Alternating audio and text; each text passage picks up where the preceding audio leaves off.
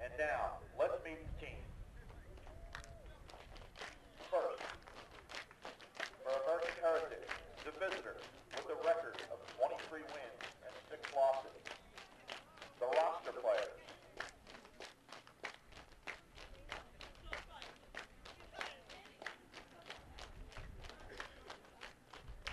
Number 2, Stephanie Chandra.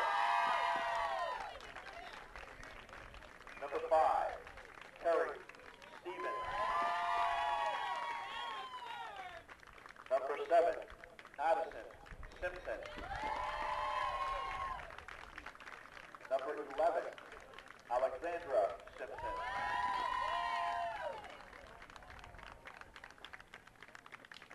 Number 17, Samantha Green. Number 18, Christina Teams. Number 24, Ashley Findyson. Number 27, Carly Boca. And number 44, Madison Kerr.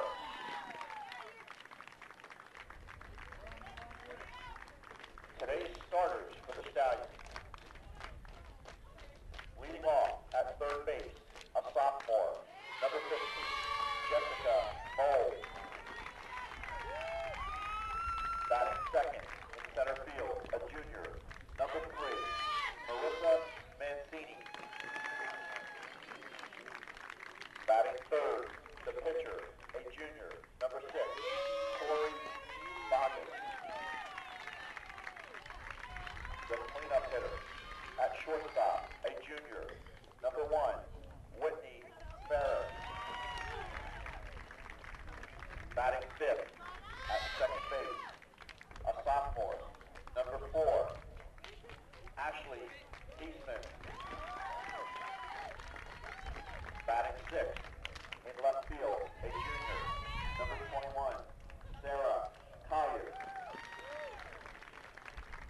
Batting seventh, at first base, a sophomore, number 12, Casey Estes. Batting eighth, the designated player, a sophomore, number 25, Lauren Masuko. Batting ninth, the right fielder, a senior, number 10, Amanda Edelman. The flex player, catching, a freshman, number 22, Tony Pantheon. The assistant coaches, Mike Householder, Michelle Nevling, and Al Simpson. And the head coach for the Stallions in his 6th year, Kevin Drake. Now for Bishop Snyder, the home team, with a record of 25 wins and 5 losses. The roster players. Number 3, Caroline Knox. Number 6, Kate Barton. Number 7, Allie Radomski. Number 9, Jordan Moore. And number 11, Marissa Underhill. Today's starters for the Cardinals. In center field, a sophomore, number 29, Natasha Kissler. Batting second, at shortstop, a junior, number 57, Andrea Neswicheni. Batting third, the pitcher, a junior, number 16, Sydney Wright. Batting cleanup at first base, a junior, number 21, Shelby Wood. Batting fifth, at third base, a junior, number 18, Christine Hume. Batting sixth, the catcher, a senior, number 5, Andrea Lombardi.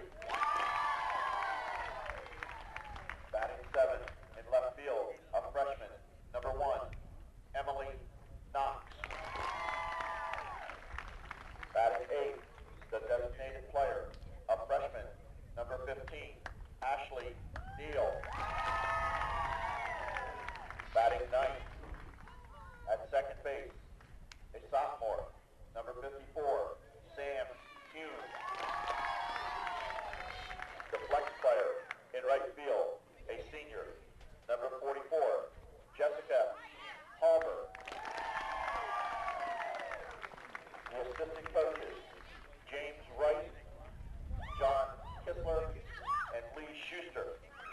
And the head coach for the Cardinals in his 13th year, Mike Young. The umpires for today's game are from the Hillsborough County Officials Association in Tampa.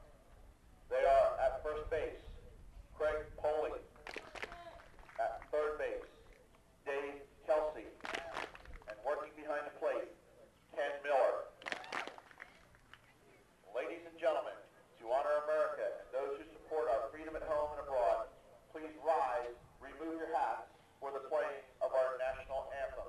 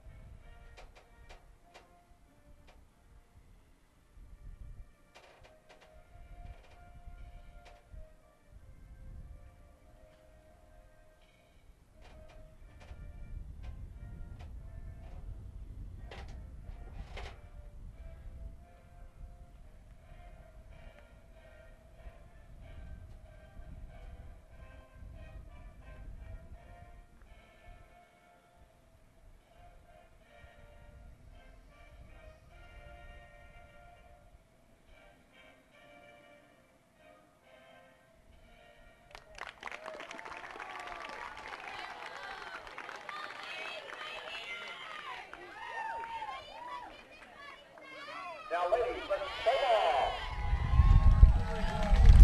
It's the Class 3A state championship game today as the Stallions of American Heritage take on the Cardinals of Bishop Snyder.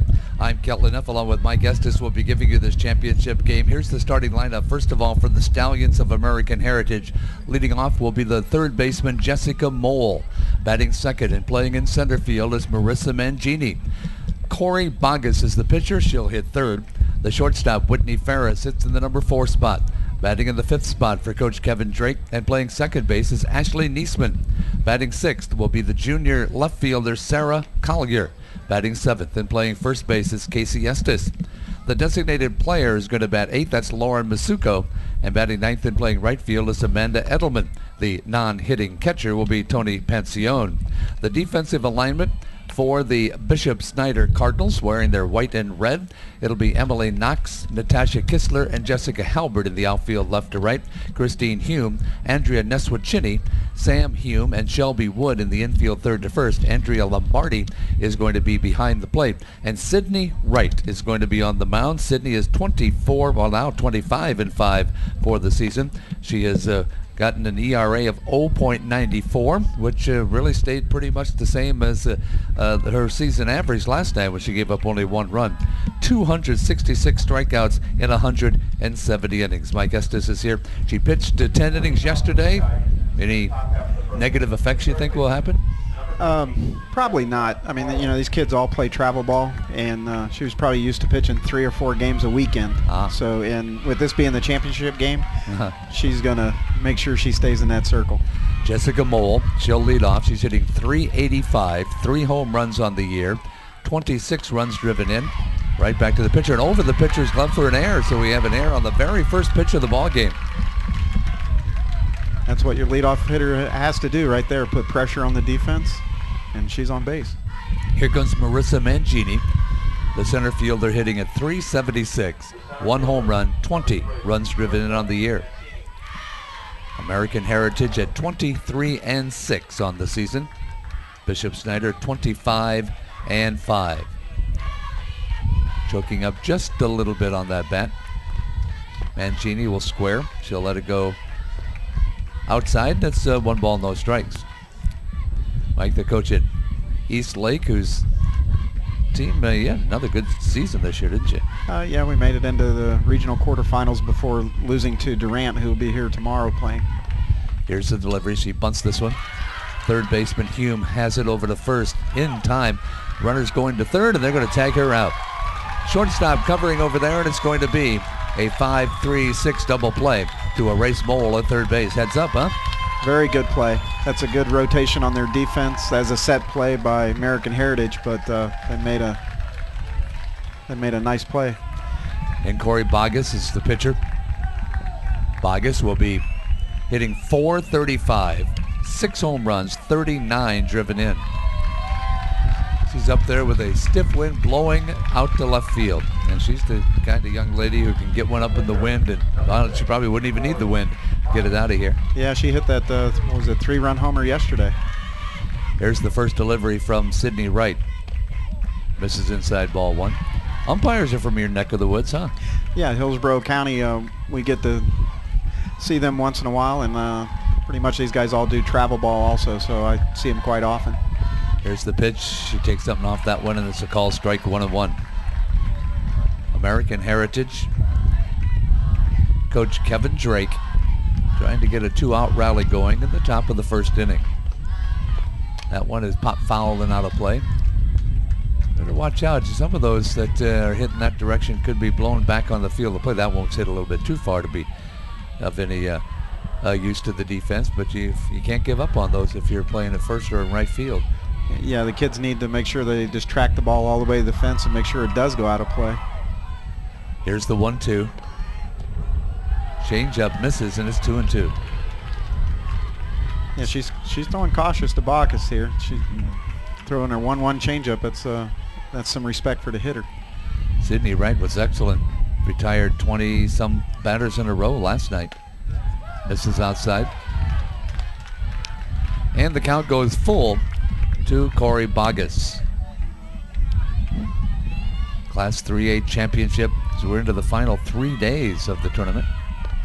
There's one foul. Nope, it's going to be in fair territory. And caught going down on her left knee was Jessica Halbert, the left fielder.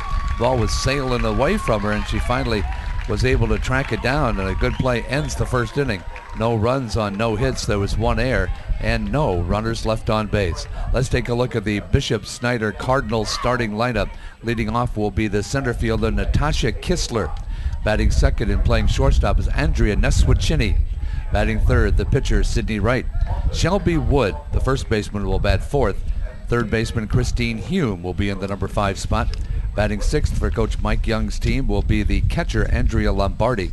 Batting seventh and playing left field is Emily Knox. Batting in the number 8 spot, the designated player Ashley Neal. Sam Hume is the second baseman and will bat ninth. The non-hitting right fielder, the young lady who just made that play, Jessica Halbert. The defensive alignment for the Stallions of American Heritage, Sarah Jane Collier, Marissa Mangini, and Amanda Edelman in the outfield left to right.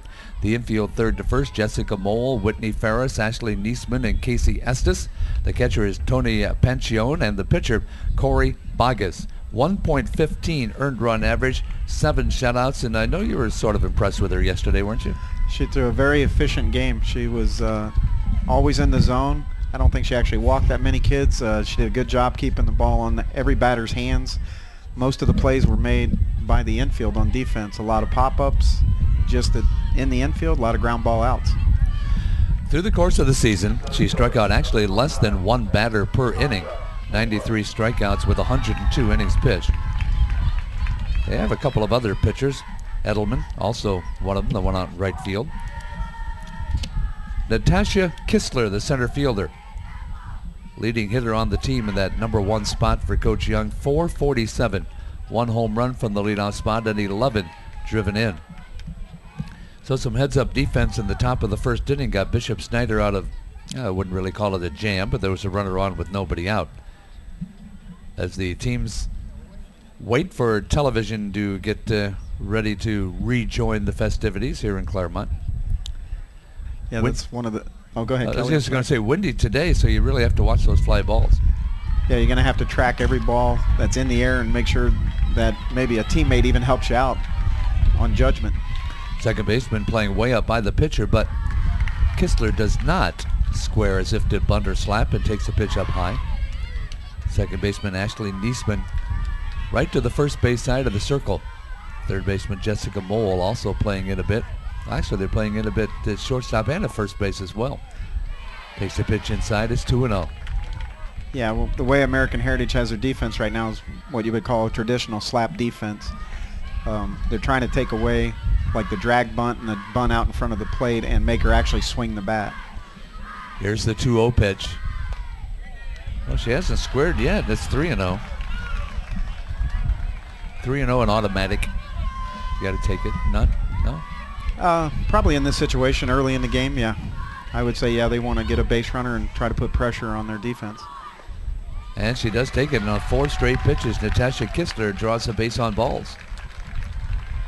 That brings us to shortstop Andrea Neswachini, hitting at .431. No home runs, 5 driven in. And I wouldn't doubt that the coach doesn't give a take sign here. Whether he has a steal on or not, he may just have the batter take it here just to see if she can get in the zone. Here's the first pitch. And she draws the bat back. They're going to, I thought they were going to appeal the way the umpire whipped his mask off there, but they're not. Yeah, you got to take a strike. She's thrown 5 out of the strike zone. You got to take 1. Right, and that could be a little bit of nerves, you know. And once she gets settled in, I think she's going to be fine. Here's the pitch, and that one's going to be a strike call, and now we'll see if that changes things. Yeah, it looked to be an off-speed pitch of some type, either an off-speed curve or a change, which she was throwing a lot yesterday's game. Corey Bogus rubs that ball against her leg, and now it's ready to deliver. That one is slapped right to line drive to the first baseman. Tries to beat the runner back, but Kistler is able to dive back safely. That's a great play right there. Mm-hmm. Well, if that's the way the two defenses are going to play, I think we're in for a stellar game here. Yeah, I watched both pitchers warm up before the game, and I'm pretty sure we're going to have a low-scoring game. Here's Sydney Wright. No, it's not. She not only the pitcher, but she's hitting .419, 8 home runs, 40 driven in. The runner takes off the throw down to second. A little bit of a rainbow throw, so sliding in with the stolen base is Kistler. So Kistler's at second base. 1 ball, no strikes on Wright. Yeah, that was close to, had she been called out, there might have been a judgment there by the umpire for obstruction. The shortstop had blocked the bag basically without the ball. You can do that at home plate, but you can't do it anywhere else? Well, even at home, you got to have possession of the ball to be able to be in front of the plate. It's a rule they're really trying to enforce the past couple of years to avoid injuries. So a catcher can't stand there waiting for the throw from the outfield and be in the line. Correct. Yeah, they want you to have the ball and then get in that into position to take the slide and the throw. Here's the delivery. Swung on a miss. Oh, Buster Posey probably would have liked to have that rule a year ago. Yeah, that's a tough shot he took there, man. Whew. Couldn't pay me enough to be a catcher. No, there's not enough money out there. Oh, man.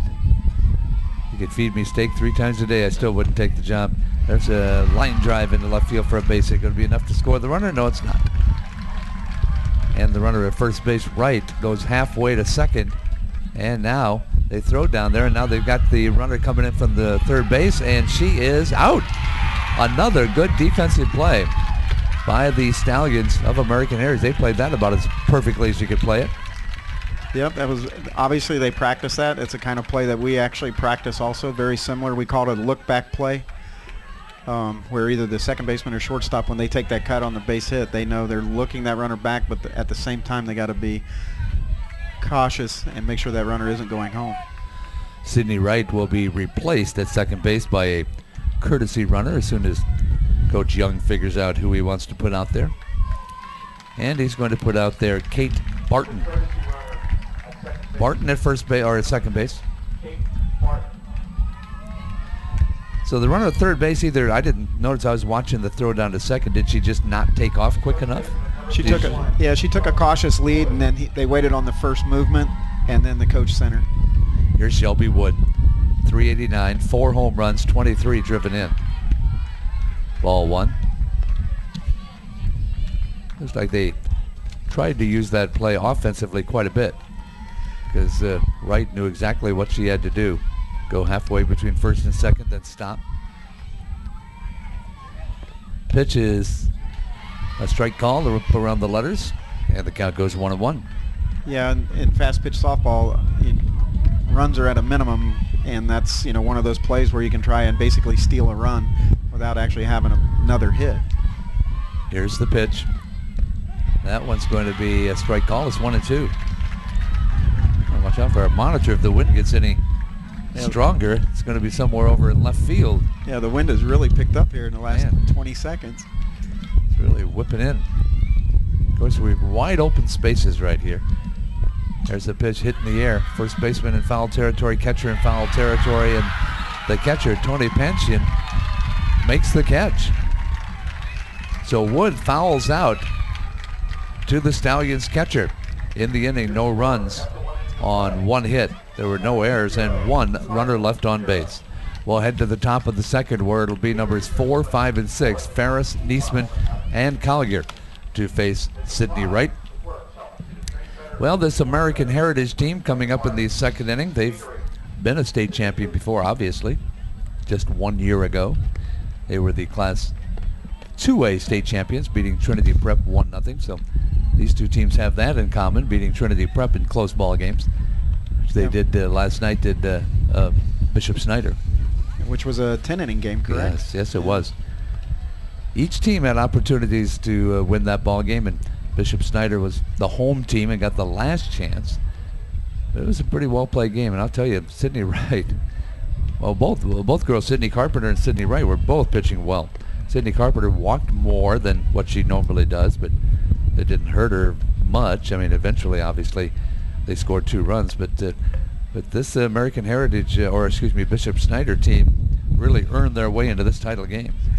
Yeah, and you never know. I mean, that 10 innings, if they could get her pitch count up, and meaning American Heritage starts taking a lot of pitches against Wright, it may come into play, but again, I doubt it. I think she's going to be able to hang in there.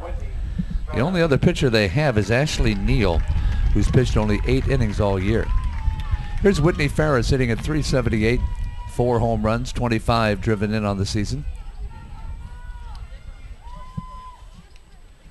As the wind kind of dies down for a second. Meanwhile, shortstop Andrea Neswicini will go into the circle while they wait for the umpire to get all set. Ferris, the number 4 batter. Now, the Stallions did have a base runner in the first inning, but a 5-3-6 double play. There's the ball hit foul down third. Erased that base runner. Then the line drive to left field to right field that Jessica Halbert caught on the run, ended the inning. And that was the first changeup from Wright, and that might be a strategy they had, throwing changeup the first pitch to the 4-hitter.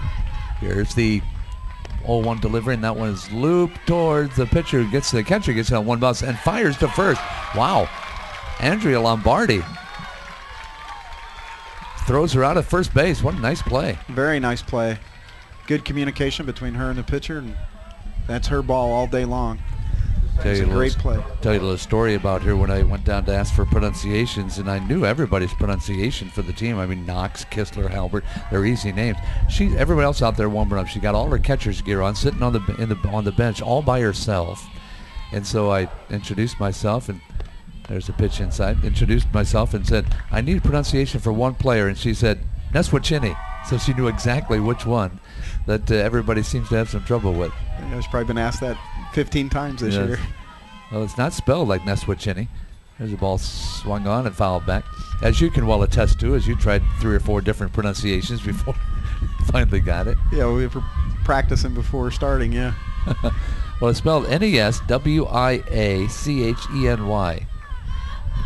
Yeah, that I in there throws you off. Yeah. So that's my little story on Andrea Lombardi. Here's a changeup that will be a little bit outside. She's missed a lot on the outside on those changeups. Yeah, and that's just, she'll make a what they call a power line adjustment where her front foot hits as she throws the ball. She's probably going to make an adjustment and get that corrected. Hey, you almost hit her inside and high. And the count is 3-1. And that most pitchers like to land in the same spot for each and every pitch. Here's the delivery. That's outside. No, it's an outside corner strike, and it's 3-2. So that's the same way in baseball. I mean, how often do you have to mend the area in front of the rubber? Quite a bit. Yeah, the pitchers are a strange athlete. They got to have everything just so. Line drive right to the third baseman, Hume. Well, they've hit a couple balls right on the nose. There's two gone here in the second. Yeah, she tried to come inside there, and it was a pretty good swing. Quick hands. Here comes Sarah Collier hitting .270. 1 home run, 17 driven in. This team's hit 16 home runs this year. Actually, count that 17 because they hit one yesterday. Yeah, they got some power in the lineup. And they have the wind at their back. Yeah, ball should carry out though from probably center field to dead left field. It should carry. Anything hit the right field should get knocked down a little bit. Here's the delivery, way outside. And the count goes to 1 ball, 1 strike. Anything hit to right field, the center fielder better be ready. That thing may drift all the way over into the middle of the field. Yeah, and a good thing would be the second baseman needs to track it out also. Whoa, she made her look bad on that one. 1-2. Yeah, obviously her best changeup so far in the game. That was a great one. Very good. Got her behind 1 ball, 2 strikes. Sarah Collier. To be precise, Sarah Jane Collier. Here's the pitch, and that one's upstairs. 2-2. Number 16, Sydney Wright. Tries to get her team a state championship again. Trying to build themselves a big run of championships. Ball kind of weakly hit in foul territory just in front of the dugout, and the first baseman Shelby Wood camps under it and retires. Collier, no runs on no hits. There were no errors and nobody left on base. We'll go to the bottom of the second inning for Bishop Snyder. Numbers 5, 6, and 7, Hume, Lombardi, and Knox coming in to face Corey Bogus. Kelvin F. along with Mike Estes. We're talking about American Heritage from Delray Beach, winning the state championship a year ago. 6 years ago, Bishop Snyder had the honor of carrying home the championship trophy in Class 2A, a 3-1 win over Hollywood Christian. They were also in the Final Four in 2008, so the school has a little bit of expertise in how to get to championship games. None of these girls would have been anywhere unless they had, well, they can't have a 6th grader at this level. They wouldn't have anybody on the team that's been at the state finals. No, that's not the case with American Heritage. Does that play a big factor, you think, that experience? Oh, definitely, because everything's a little different when you get here from your regular season. You know, your warm-up time, you have people telling you where to be and when to be, and, you know, of course, cameras and reporters and all that, and the kids, you know, I think that all comes into play. Your girls just kind of eat that up? They tend to like it, and they also tend to get a little nervous, but then, you know, once the game starts, like I said, 2nd, 3rd inning, 4th inning, it goes away to a point. You know, there's so many freshmen and sophomores, juniors, not to mention the smaller classes with the 7th graders and 8th graders. Do you, and of course, you being an 8A, you don't have to worry about that, but do you prep them on how to handle reporters and things like that? Yeah, and usually what happens is, you know, like if your team's having success during the regular season, you're going to get some coverage getting up to this point. So that's good for them to get their feet wet that way. Here comes Christine Hume hitting .389. 1 home run, 11 driven in. Looks like a curveball there from Bogus, and it's 0-1. Each team has had at least 1 base runner so far through an inning and a half. That one misses outside. Catcher pinching it. If she's gonna frame it, she has to do it a little faster than that. She's got to kind of trick that thing over there, fool the umpire. Yeah, and you talk to most umpires, they don't want you moving your glove a bunch anyway. There's the pitch, swung on, foul. Nope, must have hit her on the foot. Yes, Kelly, it did hit her right on top of the foot. And the count goes to 1-2. I've heard, now no umpire will admit it, but I've heard that there are umpires that even if you do move it, no matter where it is, you're going to get a ball called. Yeah, they don't like to be what you call showing them up, and they just like for you to move it just a little bit. You can move it a little bit and get away with it. Other umpires don't mind, excuse me, if the catcher or the batter say something to them, as long as they don't turn around and look at them while they're saying it and show them up to the fans. Here's the 1-2. Hit one hop to the shortstop. Ferris over to first. Oh, they pulled her off. That would have been a tremendous play had they been able to pull it off, but Ferris did a good job just getting it. I didn't think she was going to get to that. That was a great play. Diving play, full extension. And she was able to get up and still make it that close. Infield single for Hume, and here's Andrea Lombardi. Lombardi's hitting .383, no home runs on the year, but 19 driven in. It looks like coach is going to question and see if he can get help. He doesn't think she pulled her foot. I'm sure that's the only thing he can ask for at this point. You know, Trinity Prep, and that's who the team Bishop Snyder beat last night. Personally, I do the PA there for softball. They use an orange base at first base. Now it's called a safety base. Yes. They don't use them as safe. No, and you know, it's not even in the way they have it in the rule book is if that field has a safety base, you're supposed to use it. If they don't use it, you don't have to. So we'll talk about the advantages and disadvantages of such a thing. There's a bunt caught in the air, fired to first, got her. Wow.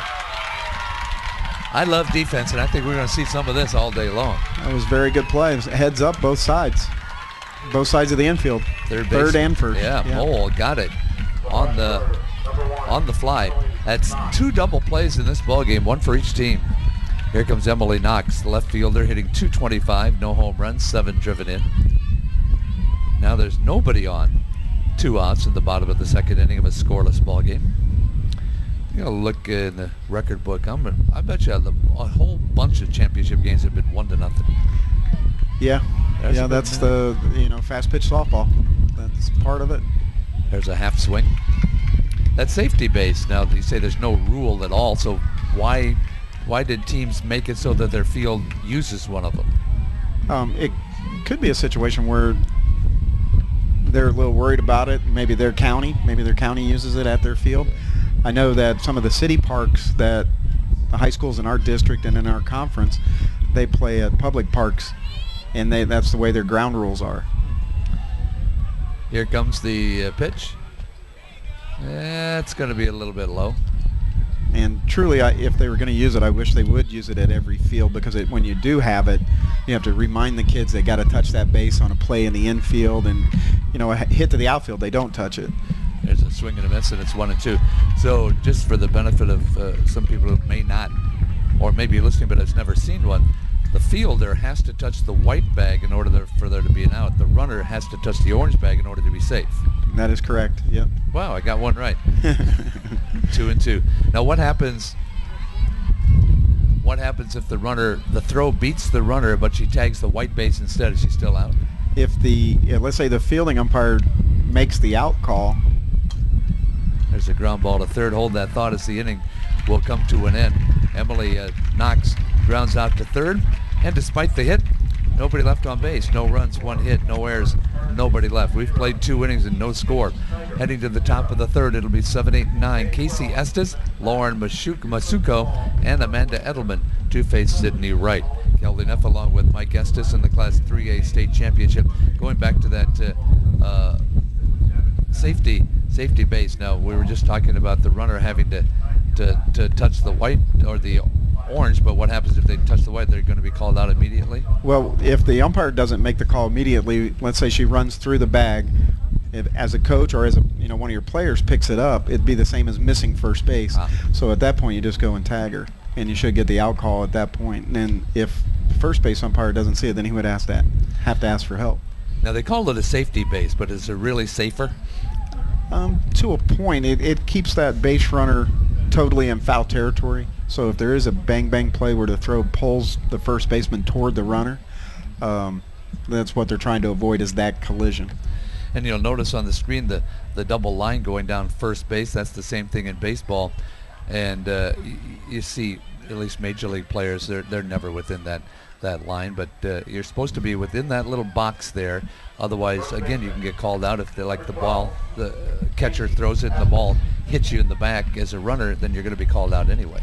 Yeah, and actually they have changed that a little bit. You don't even necessarily have to make a throw. If in umpire judgment, if that runner impeded your throw and you held onto the ball to keep from hitting the runner, you could be called out.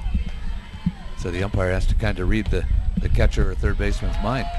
Here's a strike call to Casey Estes. First baseman hitting .360, no home runs, 16 driven in. Got a hit yesterday, so she's back in the good graces of the Estes Family Reunion Committee here. Mike Estes doing the World Cup here. No relation, though. There's a strike call. No, but like I said yesterday, we'll get her a big piece of pie if she shows up. We might even put some ice cream on it.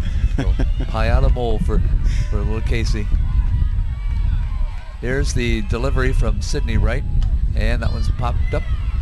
Second baseman, right fielder, second baseman, kind of making a Willie Mays type catch. Goes back to the outfield to get that one. That's Sam Hume, the sister of third baseman Christine Hume. And that's one of those plays like I was talking about earlier. She needs to actually track that ball out, follow it out, because the wind's going to blow it back to her. That's exactly what happened. Here comes Lauren Masuko, 273, no home runs, 11 driven in. She pops it up, but more towards our direction. And it comes over and hits that lady right on the head. See, now normally they have that screen all the way down, but for some reason they don't now.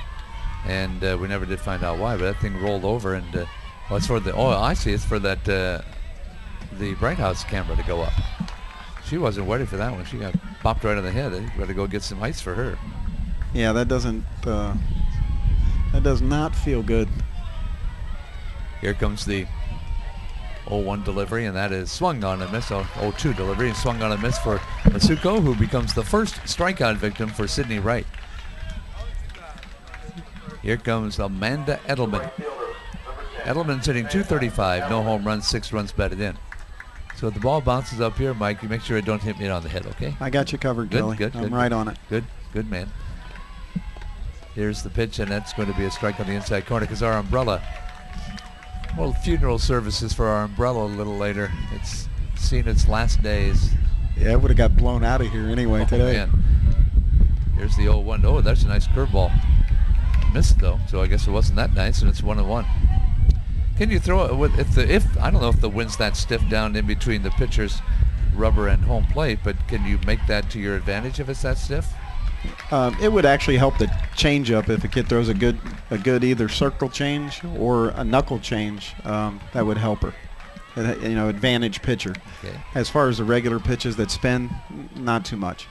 1-2 pitch, and inside out swing. One hopper back to right, over to first base, and a 1-2-3 inning, second one in a row. No runs on no hits. There were no errors and nobody left on base. To the bottom of the third, it'll be numbers 8, 9, and 1. Ashley Neal, Sam Hume, and Natasha Kistler, as Corey Bogus has seen 3 base runners get on against her, but in 2 innings she's only faced 7 batters thanks to a double play thrown in and a caught stealing, or actually somebody trying to score. Kistler's trying to score on a single that got thrown out at the plate. Kelly Neff along with Mike Estes as the young lady Corey Bogus goes out to begin the bottom half of the third inning. Well, you've seen the pitchers a couple innings now. They both look like they've settled in. It looked like they actually both settled in right from the start. Yeah, the big thing that, like with Wright, what she's doing is she's moving the ball and she's throwing more off speed now, and that's helped her find a zone. And Bogus is again settled in. She's spotting up well. The catcher's not even hardly moving her target, so she's hitting her spots, and I'm sure the coaches are pleased with that. The one thing is the kids aren't attacking well enough at the plate at the moment. Here's Ashley Neal. She's the designated player, hitting at .265, 1 home run, 27 runs driven in. You know, we've talked about the 17 home runs hit by American Heritage. Bishop Snyder's hit 15 home runs as a team this year. Nobody's gotten one up in the draft yet.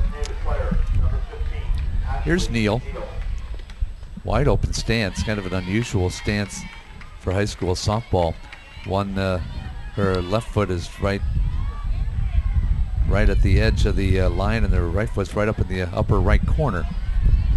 Yeah, and then what she's going to do is she'll actually, they probably have worked on that to keep her from striding too much. So this helps her take a shorter stride toward the pitcher. She's going to set that front foot right toward the pitcher. Yep. As soon as she goes in the motion, hit it off her foot there. That's got to hurt a little bit. Do you always or never change a batter's stance when they come to you? If they're hitting well and they're their first year with you, do you just let them use the stance even though it may look kind of irregular?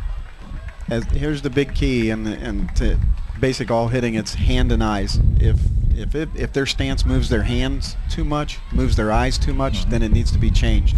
If they can keep their head on contact, I don't have a problem with it.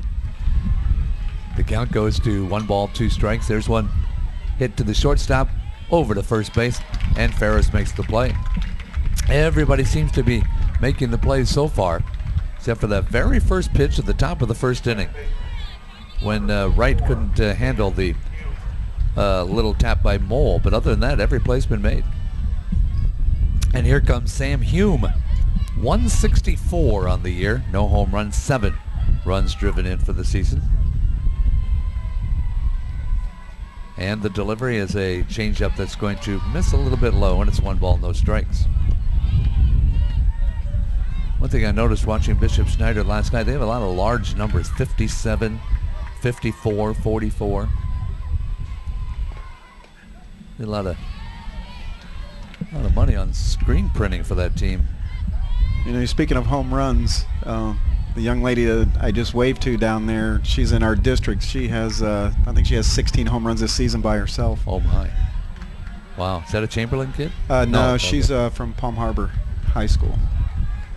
And the count goes to 2-1. Chamberlain from Tampa plays in the next game, the 7 o'clock game, the championship game for Class 7A.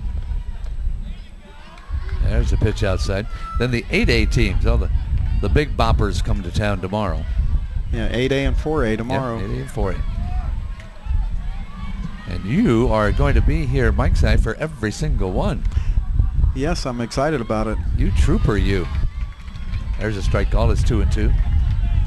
No, I love softball, love watching it, and I'm very pleased to have the opportunity to do this season. Florida High School Athletic Association Network. Here's the curveball. Got her. Umpire rings her up. Now, of course, I would much rather be on the field coaching. Yeah, of course. Yeah. You know, the umpire, you may have noticed, kind of goes like, do you do anything special when you're umpiring for ringing them up? No, just let them know, hey, you're out. No theatrics on your part. Nah. Here comes Natasha Kistler. And I haven't umpired in years. Oh, okay. Probably about 20 years. At least officially umpired. That's true. Here's the pitch, swung on a foul back. Oh, no, in high school practice, if I umpire, yeah, it's very dramatic. You think I'm in the on the drama team at school. Huh. Like Leslie Nielsen in that one movie. Naked Gun. Yeah, Naked Gun. Yeah. Do it like him. Here's the 0-1. That's a let-up pitch. That's a strike. She's got that down pat right now. Yeah. Here's the thing. They're getting ready to go through the lineup again. We'll see if hitters make adjustments. Kistler, in that semifinal victory over Trinity Prep, was 1 out of 3. She had a single. She also had a stolen base. There's a stolen base already today. Got her to second base where she tried to score on Wright's base hit. Then when Wright had a play made on her at second base, Kistler tried to come in and they threw her out. There's a line drive softly hit to Bogus, the pitcher. I used to be a slow pitch pitcher, and you get one hit back to you, you kind of freeze. You don't know how fast it's coming at you. No runs, no hits, no errors, nobody left on base. Yeah, I played plenty of slow pitch games, and I understand totally. The ball comes off the bat, and all of a sudden you freeze thinking, oh my goodness, and then it just kind of softly comes to you. We'll go to the 4th inning. Top of the order, numbers 1, 2, and 3, Mole, Mancini, and Bogus. Actually, it makes it sound like Sydney Wright has a no-hitter. Well, she does have a no-hitter going, but a perfect game, but that's not the case. The first batter of the ball game got on an error, and then they had the double play. You know, you have to have a quick infield to turn any kind of a ground ball double play, don't you? Yeah, with the bases being tight and everything happening so fast, It is tough. The way that we've seen some good shortstop play here. Neswicini was involved at the end of that double play, but Hume made a great play on the ball hit by Mangini in the first inning. Class 3A championship, no scores. We go now to the top half of inning number 4. American Heritage, well, let's see here. They play some pretty tough competition. They lost 2 games, 3-2 and 4-3 to American Heritage Plantation. They lost to Mandarin 4-3, and they'll be here tomorrow. Palm Beach Gardens beat them 6-0. Poland Seminary of Ohio 2-1 in 16 innings, and then Park Vista 7-3. And I know you commented the other day about how tough those teams are. Yeah, and like I said, they probably didn't have that tough of a district schedule, so they scheduled tough teams at the end just before the playoffs, and that gets you ready. You want to see quality pitching, quality hitting. Here's Jessica Mole, their victory over Kings Academy. She was 3 for 4 with 3 runs scored. She had 3 singles in that game. And she's trying for one there, but it's going to be booted by the second baseman. So for the second time in this game, Mole is at first base to lead off an inning. The recipient of a fielding error at the other side. But again, she did a great job of putting the ball in play, hit it hard, made a tough play for the second baseman. Here comes Mangini. Mangini yesterday was 0 for 3, did walk and did score a run. Okay, now it's the 4th inning. Runs are hard to come by. So let's see if Mangini is asked to put one down. Third baseman's not so sure she's going to do that. Hume playing back a little bit. She does bunt. She bunts it in the air, but nobody's going to get to it. We talked the other day, Coach, about when you are almost positive there's a bunt coming as a pitcher, you want to keep that ball up, right? Yeah, most coaches like to call screwballs, that because most screwballs, not only do they move away, they move up, or a rise ball depending on what your pitcher's best pitch is. And in this situation, I'm really surprised Snyder isn't playing a little bit different defense here. Here's the 0-1 delivery. She'll bunt this one right to third, one hop over to first for the out. And of course they always look at second base in case that runner makes a wide turn.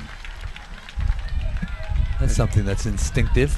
Yeah, and actually on that play, they had the second baseman cover second on the bunt instead of covering first and letting your first baseman crash, and they had the shortstop go to third. If American Heritage picks that up a little later in that same situation, that's an easy steal at second. You're going to have to throw the ball to a second baseman going the opposite direction. Here's Corey Bogus, the pitcher. Bogus takes a let-up pitch low for ball 1. Bogus yesterday was 2 for 4. She had a double. She had that home run. 4 runs batted in. Got the win as a pitcher. I think she slept pretty well last night. That was a good day. Yes, it was. Here's the pitch, and she will hit one in the air. Shortstop can't get to it. It falls in. Left fielder can't pick it up, and so we're going to try and score the run anyway. And sliding into second base on the throw is Corey Bogus. An RBI single, and American Heritage has taken the lead here in the 4th inning. Yeah, that ball must have had some serious spin on it when it got to the outfielder, because it darted away from her as soon as it hit the ground. That was the only. I think the coach was actually sending Mole from second anyway. Well, Neswicini stretched as far as she could as Samantha Green comes in to run. She just wasn't quite tall enough to reach out her glove and get that one. Green will run for Bogus. Bogus will get a rest, which in high school softball you don't call it a pinch runner. They put it in the box score as a PR, pinch runner, but it's actually a courtesy runner. Or is that the right term, courtesy? Yes, sir. Courtesy runner. And you use it for the pitcher or the catcher. But let's say the young lady who's running at second now, she's run for the pitcher. She can't run for the catcher. They'd have to use a different player. So all she can do is run for Bogus the rest of the game. Right, but she could pinch hit or do something like that. As far as using her for a runner. Right. She can go in and play. But here's a swing and a miss on a changeup. And Whitney Ferris is behind 0-1. Now Ferris yesterday was 0 for 3. Was able to score a run as she did draw one of the walks issued by Kings Academy's Aubrey Murphy, who really had a pretty good game despite the fact that she got beat 8-1. There's the pitch, swung on a miss. That one's up around the shoulders. They fake a throw down to second. Yeah, Murphy pitched a very good game. She just was a recipient of some bad luck on some defensive plays. That brought American Heritage into a position where they can repeat as state champions. There's a pitch that she waits on and fouls it past first. Good piece of hitting there. Well, we talked about the losses that American Heritage has had. Bishop Snyder lost 3-0 to PK Young, 4-2 to Mandarin, 3-2 to Niceville. Ogalla beat them 6-3, and Oakleaf 1-0. Couple pretty good teams in there. Here's the pitch, and that one is hit foul, and that one's going to be out of play. Yeah, again, I don't know at what time of year they played those teams, but Mandarin obviously be here tomorrow for 8A semifinal. I know Oakleaf was the last game before districts. That I know, but the rest of them I'm not sure. Yeah, and Ugali, Niceville, both of those teams are in the playoffs. In fact, Niceville lost here in the semifinals. Yep. Here's the delivery. Down low, it gets away from the catcher, and the runner's going to go all the way to third and then stop. That will be a pass ball as it just got right through Lombardi. Well, now, fly ball will score a run. One gone in the fourth inning. Whitney Ferris behind in the count, a ball and 2 strikes. One grounded foul again, and they'll do the 1-2 all over again. 23-6 American Heritage, 25-5 Bishop Snyder. Now, if I'm coaching here, I would try to let Ferris know that she probably needs to, she's going to get something off speed here. Here's the pitch. Oh, it hit her. It was off speed, but it hit her. Well, I don't know how fast it was, but it's still going to sting a little bit. And down to first base goes Whitney Ferris, hit by a pitch. Ashley Niesman will check in. Niesman yesterday had a very good game. 2 for 4, 3 runs batted in, a double and a triple. And a fantastic slugging average for the semifinals. Now, whole new kettle of fish here with runners at first and third with only 1 out. And we'll see what American Heritage tries on offense, if they try some type of delayed steal or bunt and steal here. Safety squeeze here? Yeah, to maybe put some pressure on Bishop Snyder. Niesman hit one right on the nose last time, but third baseman Christine Hume was right in position. Runner's going to go. They're going to throw it to the pitcher. They got the other runner in a rundown, and she's going to be in safe. She beat it back. Catcher held on to it a little bit too long. Yeah. Ferris took off, and the catcher threw it right back to the pitcher. And as soon as the catcher moved, the runner at third base, Green, darted for home. They had her dead to rights. Yeah, the one thing that you would like to try to do as a third baseman in that situation is actually come toward the runner and ask for the ball. You don't want the play to be actually made at the bag. To get her a couple steps before she gets back there. Right, and stay out of the baseline so you're not called for obstruction. Here's Niesman. And timeout is called.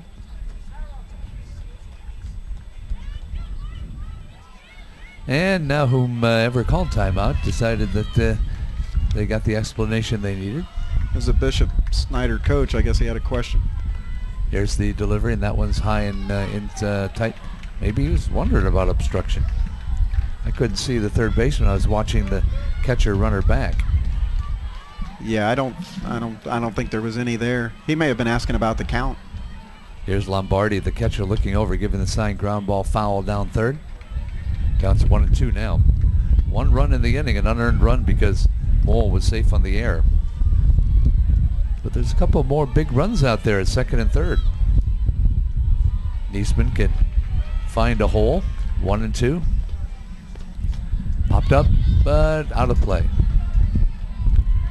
Yeah, one lady that got hit on the noggin has not returned to her seat. Yeah, they probably got her with the trainer with some ice. And I bet you she said, I'm not going to sit there anymore. Put me in a different seat. That's probably what she did. She probably moved under the netting. Yeah. 1-2 the count. Batter is Niesman. Here's the pitch. Did she go? Nope, apparently not. And the count goes 2-2. I actually saw a young lady get knocked out on a foul ball. A player this year at a tournament came out of play, and she wasn't looking. Oh my. 2-2 the delivery, and the pitch is going to be a strike called. Love that outside corner.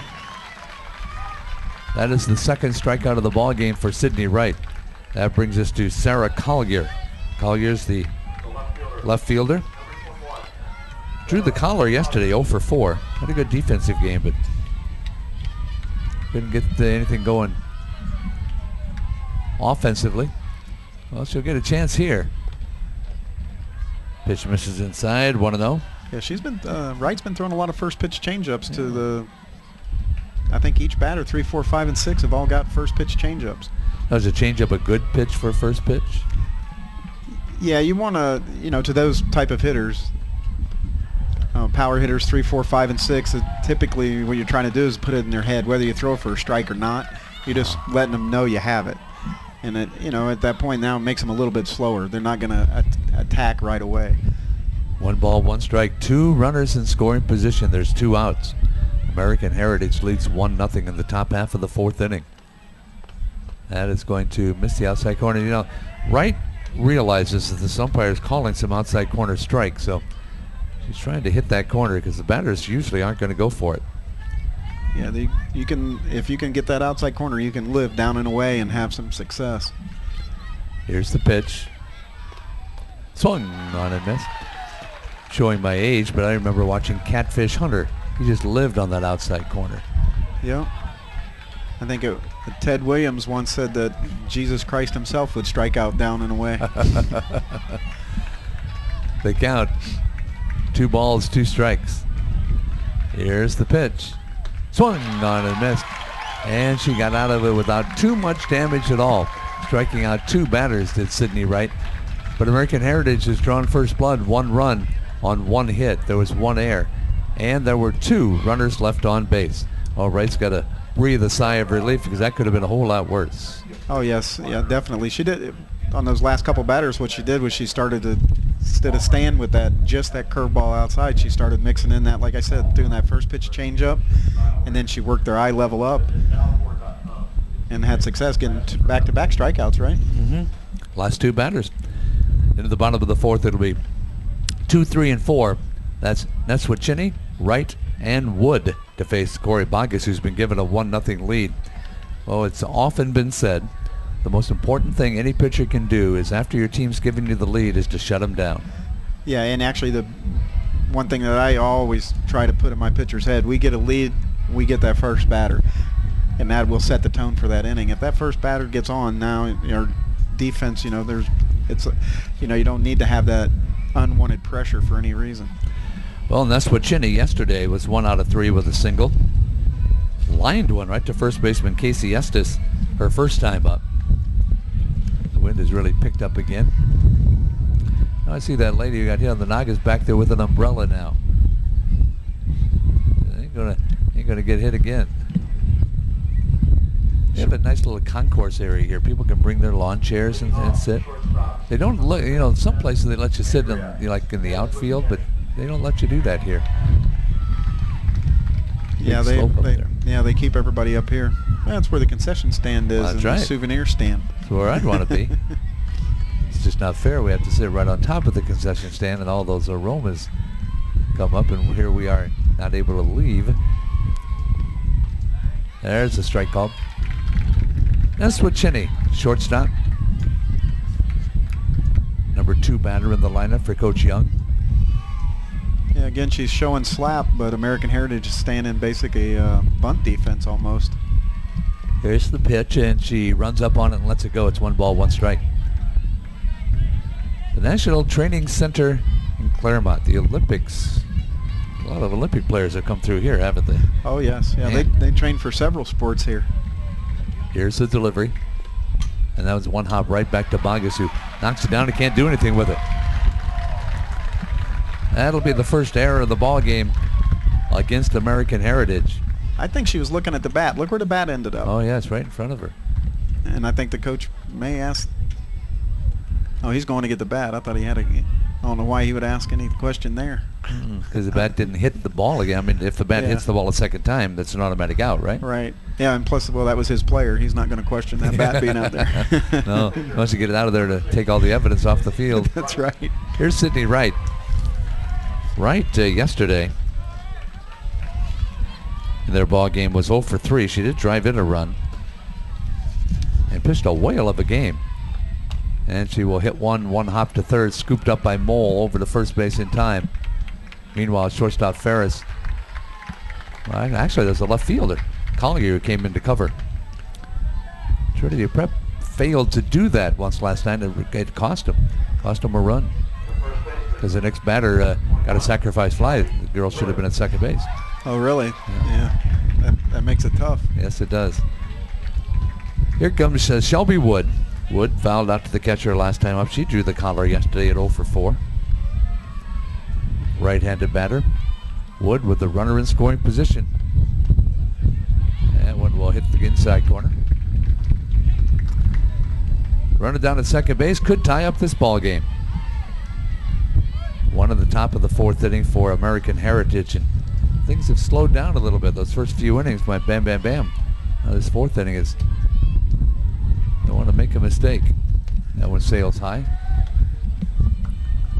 Yeah, she started her off speed. Again, 4-hitter in the lineup, started with a changeup and then came back in. I'm not sure if that was a screwball or rise ball inside, but obviously just trying to jam her. Don't want her to get her arms extended to drive the ball. Here's the pitch to Wood. Grounded towards short. Looks the runner back. Nice play there by Ferris again. As the runner at second, that's what Chinny took one step towards third and then realized, no, I better stay where I am. And Ferris threw out Wood at first base. Right, and she knew with experience that she had a little bit of time, and she made sure she held onto the ball just long enough to keep her from moving up to third. Christine Hume, who drew the collar in that 10-inning ball game yesterday at 0 for 4. Hume, though, singled to left field in the second inning, but was wiped out in the double play. Hits one in the air towards right field, and a running catch. Edelman almost overran it. She had to reach off to the side and haul that one in. Well, she overruns that, and that's an inside the park home run. No runs on no hits, 1 error, and 1 runner left on base. And we'll go now to the top of the 5th inning. It'll be 7, 8, and 9. Estes, Masuko, and Edelman. As Sydney Wright, one of the toughest pitchers you'll ever face, goes out there for the top of the 5th inning. Down in this ball game, 1-0. Well, district wins. We talked about, teams that enter district play. American Heritage beat Pope John Paul 16-0 in their one district. Now Bishop Snyder had to play 2 district games, and they were both shutouts. They beat Trinity Christian 8-0 and Providence 6-0. Then it gets a little tougher after that. Yes. Regional wins for American Heritage over Westminster Academy 12-2, Calvary Christian 11-3, and Westminster Christian 1-0 in 9 innings. What a nail biter that must have been. That's any game that's 1-0, it drives you crazy as a coach. And as players, you start to tighten up, and I think that's why some games end up being 1-0 when it becomes 0-0, and as it gets late in the game, everybody starts to play a little more cautious. You get tense. How do you get the player to quit being full of tension? It's tough. You gotta just keep them loose is the biggest thing. I try to, always in game situations, try to just have something, get the kids going with, maybe some jokes or something like that just to relax them. Okay. Any jokes we can repeat here? Oh, sure, stuff like that. If a kid makes a throw in a game and I don't, for our team, I'll tell them that they couldn't even throw out the trash with that arm, stuff like that. That would keep them loose. We go to the top of the 5th inning, and the bottom of the order, Estes, Masuko, and Edelman. Runs scored in the 4th inning, then Bishop Snyder had a chance. They've stranded 3 runners in scoring position through the first 4 innings. One of the things I like to do with the hitters in the same situation, like the umpires say, Coach, I need a batter or a hitter, in the box. And I'll say, well, this kid here is going to go up there. It doesn't mean she can hit. Here's the pitch. That one will miss the outside corner. As long as the players aren't taking it seriously. Yeah, no, if they played for me more than a week, they realize. You're a joker. Sarcasm. That's good. Here's a changeup. That one misses inside. And the count goes to 2-1. Kelvin Neff, along with Mike Estes, East Lake High School softball coach and volleyball coach, state champion volleyball. at East Lake. There's one fouled away, and the count goes to 2-2. Yeah, it was a pretty special season this year. Did you play volleyball? I mean, how'd you learn to be a volleyball coach? Actually, the school just basically asked me. Now, both of my daughters had played. My youngest daughter, who's a senior this year, she's going to Lipscomb University in Nashville next year. And just being around it for several years. So they taught you? Pretty much. That's true. That's cool. That's 3 consecutive strikeouts now for Sydney Wright. And here comes Lauren Masuko. Masuko yesterday in that win over at Kings Academy, 0 for 3. Bottom of the order didn't produce a lot in that respect yesterday. And hasn't done so yet today, as a matter of fact. Numbers 5 through 9 are 0 for 8. And inside out swing that's going to drift foul down the line is 0-2. This is Bishop Snyder's first appearance in the Final Four since 2008. Wow. Yeah, haven't been here for a little while. It just shows you it's pretty tough to get back here. And it is. Here's the 0-2 pitch. Curveball hitting the air towards center field. Kistler will make the catch. And there's 2 gone in the top of the 5th inning. You know, we don't feel the wind up here at the moment, but the flag in right field still blowing pretty straight out. That one, it didn't look like the wind affected it. No, not at all. Here comes Amanda Edelman. Edelman yesterday, 0 for 2. Did get on base once with a walk, though. And the pitch is fouled away. Watch out, folks. Might not be a screen. Oh, there's a screen over on that side.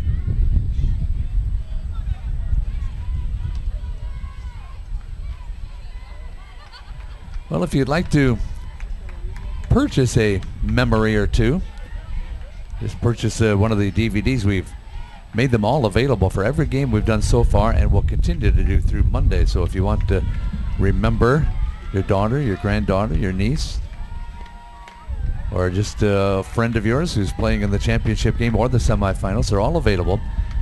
Just go to FHSAA sports.com and you can find yourself programmed through and buy yourself a DVD or two. There's one lined foul. You have them for volleyball, don't you? Yeah, and I got to tell you, it's actually a really neat thing to be able to every now and then pull that out, and you know, it's my daughter's going to remember it forever and ever, and you know, it just brings back stuff. You know, stuff you forget. You get to watch it. Here's the delivery, and that one will hit the outside corner, and she has struck out her 5th batter. She's actually struck out 4 of the last 5, 3 of them on called third strikes. So it's a perfect inning, and no runs on no hits, no errors, and nobody left on base. To the bottom of the 5th, it'll be 6, 7, and 8. Lombardi, Knox, and Neal. A 1-0 American Heritage lead, and Corey Bogus is going to see what she can do to keep it that way. Talking with Mike Estes, who's the softball coach and the volleyball coach at East Lake High School. I did the entire volleyball tournament, so it's I hope that DVD isn't filled with all kinds of mistakes. No, not at all. And like I was saying before the inning ended, there is you know, it's really neat that years from now you'll be able to look back and see your friends, because you know the majority of them you're not gonna see again. You know, and it'd be neat to remember everything that went on that particular weekend. So go out and buy 25 of them right now and give them at the 5-year reunion. See, that's a pretty good idea. That's a great idea. Go out and buy them all and hand them out at the reunion 5 years from now. Yeah, Christmas ain't that far away. That's Kids right. would love a gift. Yes, they would. So we do make them available for, well, I should correct, all the games. There were a couple games this week where they moved to another diamond, and we can't tear down all of our equipment. It takes a couple hours to do that, then move it over to another diamond, put it all together for another couple hours. By then that game's way over. So there are a couple games that aren't available, but check the list and see. And if yours is available, hey, why not? And that was early in the week, Monday, right? Yeah, when we had the rains. Because the rains on this main field, in case you haven't been here to notice, it sits lower than the other fields, and so a lot of the water just kind of goes down, and puddles form on this field that don't form on any of the other fields. And so they moved the games in those 2 cases, one in the afternoon and one at night, to another diamond to play on a dry diamond while they fixed this one for the next game. So that's why a couple of those games aren't available. But This one will be. Here we go, bottom of the 5th inning. Hey, that one hit her. Lombardi takes one for the team. Good eyes, Kelly. I didn't see that till after the fact. You know, for 4 of the 5 innings, they've had the leadoff batter on, but haven't scored yet. That's supposed to be the key to having a good inning, get that leadoff batter on. Yeah, they just haven't been able to move her. One got caught on a double play. Here comes Emily Knox. Yeah, I think she's got to definitely bunt here. Knox 0 for 2 yesterday. Did score a run, though. They're going to throw behind, but the runner at first base, Lombardi. I think that's Lombardi. They didn't put in a courtesy runner for the catcher, did they? I think that's still her. Yeah, I think so. I don't think they used a courtesy runner. Oh. 1-0. She'll bunt it back to the plate, and the count goes 1-1. So American Heritage wearing their white jerseys. I can't tell from here if that's blue or black trim. I'm going to go with navy blue. Okay. Well, your eyes aren't as old as mine. No, I think their jerseys yesterday were navy blue, so I'm cheating. Okay. You're using your memory. That's not fair. That's not fair. I don't have one anymore. Here's the pitch. Half swung. Called a strike anyway. That was probably in the strike zone. Fans are complaining because they think that the umpire said that she committed, which she didn't, but it was a strike anyway. I also cheated and looked on the team information sheet. And it says navy and silver. Okay. Well, aren't you just a sneaky one? See, I have to fill those out usually. Oh, that's right. Here's the pitch down low. I noticed being a coach that's played in the Final Four before, some of the stats that we get that the general public doesn't get, they say it's really quite dramatic. The submission of these stats is mandatory. Well, what do they do if you don't send them in? They actually they could fine the school. You actually get a note that's a monetary fine. Well, obviously, like, it helps us out here tremendously. And I obviously see the purpose of them now. And you have to turn that staff stuff in for the program after districts? They have a... Well, they're not going to turn 2. They weren't going to turn 2 even if Estes had stayed on the bag. Yeah, hit too slowly. But they ask us to bring or send in 2 different sets of stats at 2 different times. Once you get past quarter regionals, and then right after you win regionals. Okay. So the stats we give you today, if we say like no home runs, 15 RBIs, she may have 2 or 3 since the stats were sent in, so they're not exactly accurate. True. Here's a pitch outside to Neal. Neal is the designated player. Yesterday, got a double as the DP. A lot of gaps out there, but nobody seems to be hitting them right now. Yeah, they haven't squared up the ball off Bogus too much. There's one. There's one hit pretty good. And center fielder Mangini gets over there quickly. Saves her from getting by her. But now there's a real threat here. Yeah, here's the one thing I try to tell my players. 5th inning is the biggest inning in softball. Why is that? It never fails. If you notice yesterday, I think that was the inning that American Heritage had 6 runs. I've went back through all score books and everything that I've kept over the years, and it seems like it never fails. You have a lot of action in the 5th inning. I never would have thought that. Well, we have a pinch runner coming up. There's a designation. It's not a courtesy runner. Marissa Underhill is going to run at first base and become the designated player. Marissa Underhill will be the batter next time that the number 8 spot comes up in the lineup, provided they don't re-enter Neal. Underhill yesterday. Let's see if she got an opportunity, but yeah, she actually pinch hit yesterday. Poor thing struck out, but she actually got into the game. Now we have a meeting in the circle. All right, people can see. Well, they can't. Well, now you see that white circle. Explain why that's there and why it's as big as it is. Well, it's a 16-foot circle. It's they call it the pitching circle, and that's an area in which once the ball's in there, with the pitcher in control of the ball, you can call time. They use it to basically control the base runners more or less. And if the ball's in there, you can't leave the base at that point. If you're in between bases, then you must make a decision to go back to the base or move forward to the next base. You can't count cat and mouse. Okay. Once the ball gets into the pitcher's hand in the circle. Now, if another player goes into the circle with the ball, it doesn't matter. It has to be the pitcher. So that's why you see a lot, if not the majority of catchers, fire that ball back to the pitcher. The quicker she gets it, the less chance there is anybody's going to try and steal. Here's Correct. the pitch. Bunt foul. They're trying to get 2 runners in scoring position here with the 1 out. Now Bishop Snyder down 1-0, but they have 2 runners on in this 5th inning. You use kind of your computer brain to figure out that 5th inning thing, huh? That's pretty good. Well, no, it's just one of those things as a coach you keep track of over all the years. Here's the delivery. Pitch out. And they had nobody's covering it to second until the center fielder, Mangini, comes in quickly. Yeah, and you hate to make that throw to the center fielder covering second because you don't have a backup at that point. And both runners would score if that ball was missed.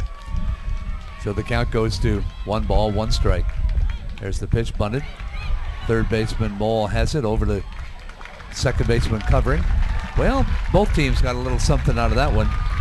You got runners at second and third now, and the defense got the out made.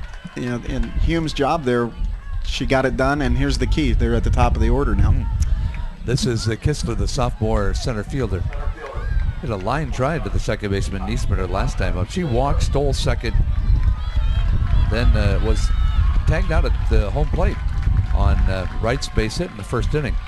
She doesn't get tagged out, we're all tied up. Pitch high, ball 1. Coach, I've seen a couple of head coaches in this tournament coach at first base instead of third. Now you coach at third. Yeah, I coach at third. Any advantage to coaching at first? I mean, why are some doing it? Not sure. Maybe if they're in the third base dugout. So I'm not sure of why he would want to do that. Maybe he feels more comfortable there. Maybe he sees the batters better. I like third. I want to be responsible for who touches home. Okay, it's a good way. The buck stops here. Here we go. Big pitch. Grounded 1 hot. Nice stab by the second baseman Niesman. A little high throw, but you got her out. Wow, that's a great play. Yeah, what a jam to get out of, huh? No runs on 1 hit. No errors. 2 runners left. Big sigh of relief for the old American Heritage fans there. So we'll go to the top of the 6th inning. It'll be the top of the order, actually. Mole, Mangini, and Bogus. Good job by Sydney Wright so far. She started out retiring 9 batters in a row if you count that double play in the 1st inning. Then had a little rough spot in the 4th, but now she's retired 5 in a row and actually struck out 4 out of those 5. Now she'll be facing the top of the order for the 3rd time. Remember to buy those DVDs. You can order them. You can order them actually anytime. And win or lose, you might want your young lady, a little young lady in your life, to have this as a memento. How often do you watch your volleyball DVD? Actually, my wife pulls it out of the DVD case every so often. Usually, if we have some family in town or something like that, they get to watch it. Here comes the throw down to second base, and we're ready to go. See, the umpire had his card out. I don't know if we have any defensive changes out there. Well, we got the same pitcher, and I think that's about all that matters right now. 1-0. American Heritage with the lead over Bishop Snyder. Last year, the 1A championship was won by Canterbury 1-0. The 2A championship by American Heritage was won 1-0. 2010, the 3A championship by Gulliver Prep was won 1-0. Seems like about every year. 2009, the 5A championship, Bartram Trail won 1-0. So I guess it is a pretty common score, huh? Yeah, I know last year the 5A was 1-0. I think Niceville beat Bartow 1-0. That was our classification last year. 2-1 it says. Oh, 2-1. 2-1. Okay. It's still a 1-run game. There was a 10-3 and a 7-2, but the other games were all pretty close last year. You like these nice close games. Pretty exciting. Kind of hard on the nerves, though. Yeah, especially if you're playing or coaching in them, it can can really get to you if you're not used to being in those situations. Sophomore Jessica Ball swinging and a miss. 0-2 or 1-1? It is 1-1. 1-1, yeah. Mole has scored the only run of the game. Sam Hume, the second baseman, bobbled her ground ball in the 4th inning. She came around to eventually score on the Bogus base hit. That's a strike, and it's 1-2. So teams stay here. Obviously, these teams stayed here overnight, having won yesterday. Keep pretty close tabs on the players in a situation like that. Yeah, I'm sure they have a curfew. There's one hit in the air towards left, and it gets by Emily Knox. She has to run it down, rounding second, and coming into third and bouncing her way into third base is Jessica Mole. Mole with a triple to lead off the 6th inning. And for Mole, that will be, let's see here, she has how many triples this year? That will be her 3rd triple of the year. She's been on base 5 out of 6 times in the 2 games. 3 times today, twice on airs, and now with the triple. So, this opens up a bunch of possibilities, doesn't it? Yeah, you may want to, you could try a squeeze here. I personally don't like it with a left-handed batter. And trying to place it exact same spot as Marissa Mangini, the junior center fielder. Yeah, and it's the 6th inning already too, Yeah, I mean, this is a good spot to squeeze. You can. The only thing bad, like I said, with a left-handed batter, it could be what the catcher's going to talk about right now, is that the catcher's going to pick up the runner a lot easier. But again, if the batter does her job, it wouldn't matter if she sees her coming or not. So you have the whole infield out there now. The catcher is obviously the captain of the defense and positions everybody. She's just out there saying, okay, this is what I'm going to do, or this is what I want you to do.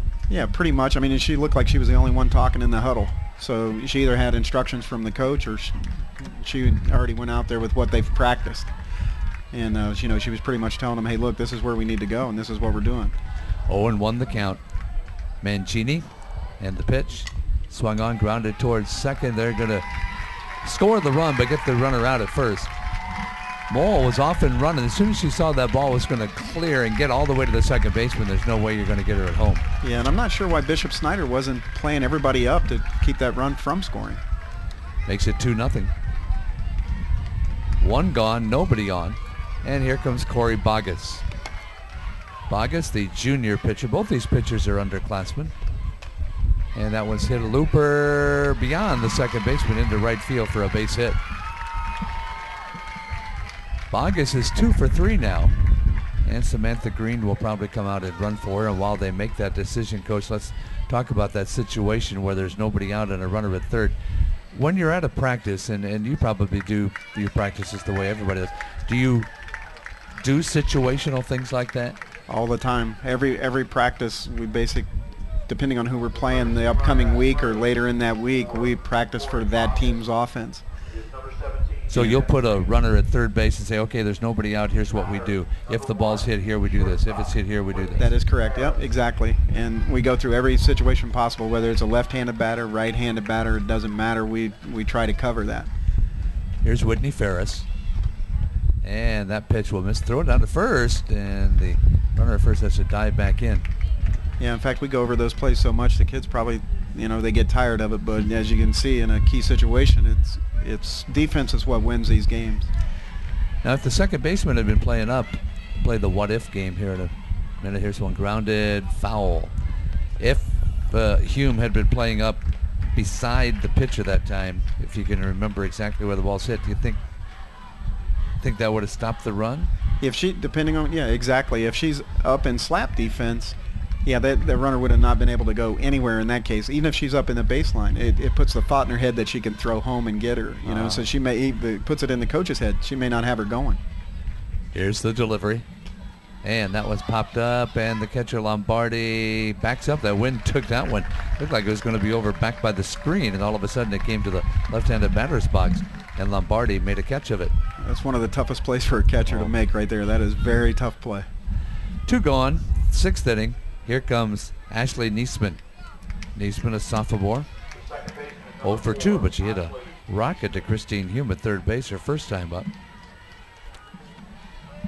Sydney Wright, who cruised through the first 9 batters. There's one hitting the air towards deep center field. The wind takes it, all the way over the center field to Kistler's head. Now there's a case where Mother Nature certainly played a factor in this ball.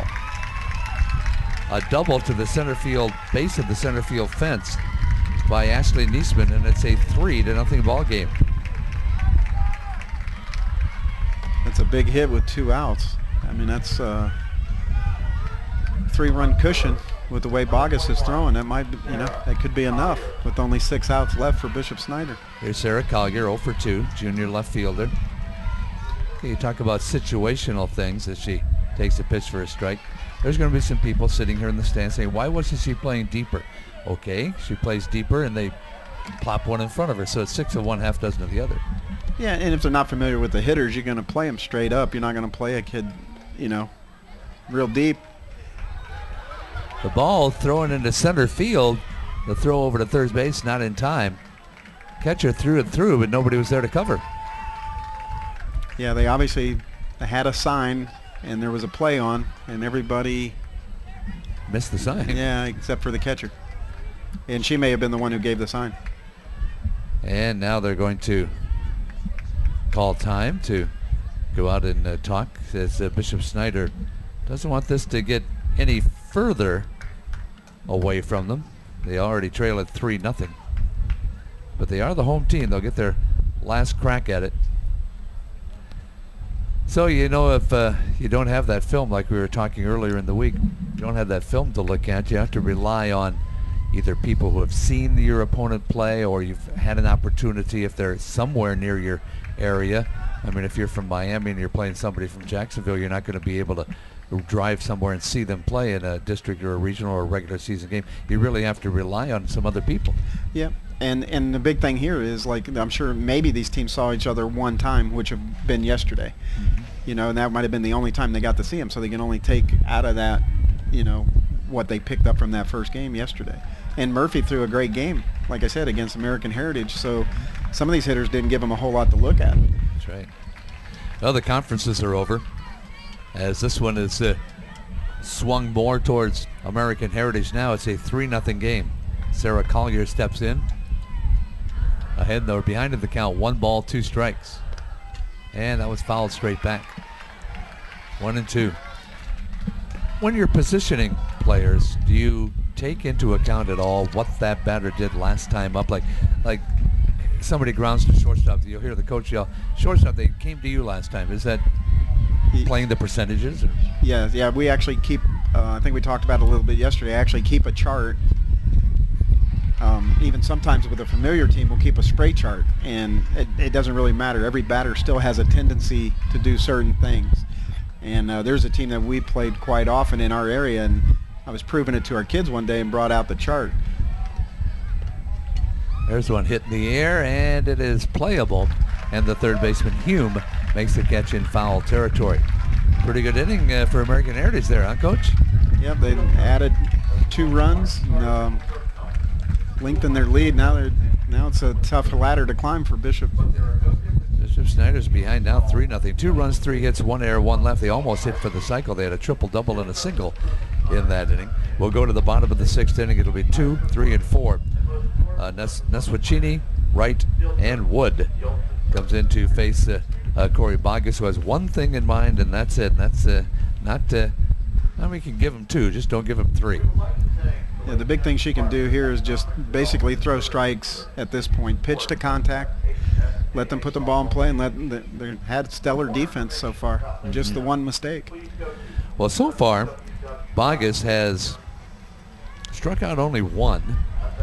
She hasn't, she walked 1, and everything else has been put in play. They've had 1, 2, 3, 4, 5, 6, 7 ground balls, and all the rest of the outs have been in the air.